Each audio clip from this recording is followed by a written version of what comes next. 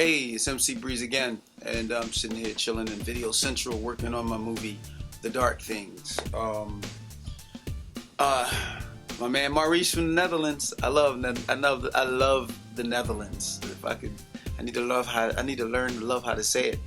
But he asked me a question about where are the masters? Why was there no instrumental?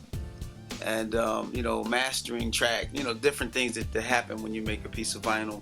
As I explained in the previous video, the process of vinyl was to record the track, make a master, make a plate, and then take that plate, make a test pressing. You listen to the test pressing, and then you let them go ahead and make the records you want after you've approved the test pressing. And the answer to a part of the question is where the masters and original tapes and all that stuff. I have no idea. That stuff, I moved around a lot. There was a time where things got really bad for me, and I was living in an apartment and I couldn't pay the rent. Gas went off and everything. So when I moved out, it was quick. I left a lot of stuff. And then there was a time when I was in a house and everything flooded and I lost a lot of things that I had, and so that's what happened to the masters and all that kind of stuff, the plates and all that. I had it for a while, and then it got away from me. Then, but here's the important thing for a lot of young artists that I think young artists can benefit from: the question about why wasn't there an instrumental for Discombobulatorbubalator or any of the other songs on that EP is because I was simply a rookie. I had no idea that that's something that I should have done. And I think by the time I learned that I should have done it, it was I thought that, okay, well, I have the tape that I could always go back and I can always go back and then make an instrumental later. But I really couldn't because Discombobulatorbubalator was made on a 4-track. So what would happen in a 4-track situation is tracks would get bounced down. Like, say for instance, there was record the beat on one track. I record the keyboards on another track. Then we do the scratching on the 3rd track. And then we take all those tracks and we bounce them down to that last track, so we'll have 3 tracks free. I know it's like math. Then what happens is, then you do your vocal track, and you do you do your vocal track, then your ad-lib track, and then you kind of mix your vocal track and your instrumentals with all your instrumental stuff, and you bounce that down onto another track. So those tracks are etched in stone. There's nothing you can do about them.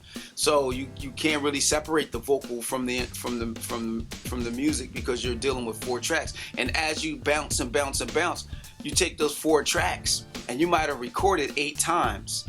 And just by recording, you say you got 4 tracks, you record on these 3, you take these 3, you put it on that track, then you take and record on this track, and you leave this open and take these 3 and bounce it on that track. And what happens is eventually you don't have any instrumental left. There's nowhere to have or make an instrumental. So, but now in modern times, for young people, one thing I noticed is that a lot of young people, they'll come in to record, and they won't even ask for an instrumental version. And a lot of it's the first reason is the tracks aren't theirs. They didn't make the beats. Like a lot of these young people, which is bizarre, they just go online, basically steal somebody else's beat and rap to it. That's not how it was done back in the day. Back in the day, the music was original. It was originally created for the song that was made. And there are still artists who do that. And my suggestion to the artists that do that is, when you go in the studio and you bring your music in and you do your low vocals, and a lot of artists are doing this, but make sure you have an instrumental track, so when it's time to perform the song, you're not ad-libbing over top of, not ad-libbing, but you're not rapping over top of yourself rapping.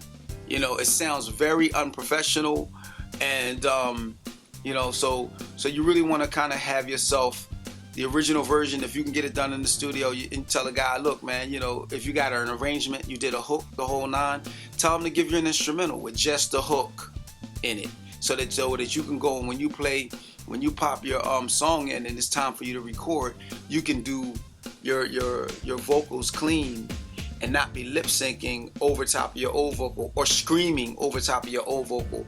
Some people think that sounds good, but it really doesn't, and it's very unprofessional.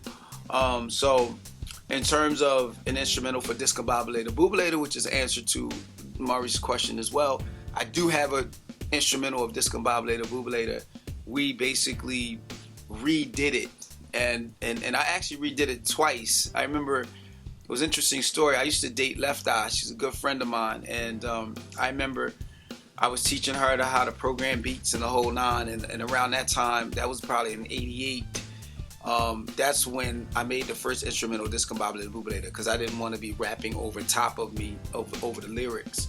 And then I believe recently I made another instrumental of Discombobulator, probably in the last 10 years. And but anyway, that's the deal with the masters, the original tracks, the plates, and all the stuff that goes into making a vinyl. That stuff is basically gone forever. And thanks. That's another answered question about Discombobulator and the mysteriousness of that song. And I was going to only do 29 of these because the month of February is 29, but it just sounds better to do 30 of them for the 30 years of Discombobulator. Peace. Thanks again, MC Breeze. 30-year anniversary of Discombobulator. Once again, Maurice, thank you. I'm out. But he raps too, and all you sucker MCs, you know you're through. I say, it's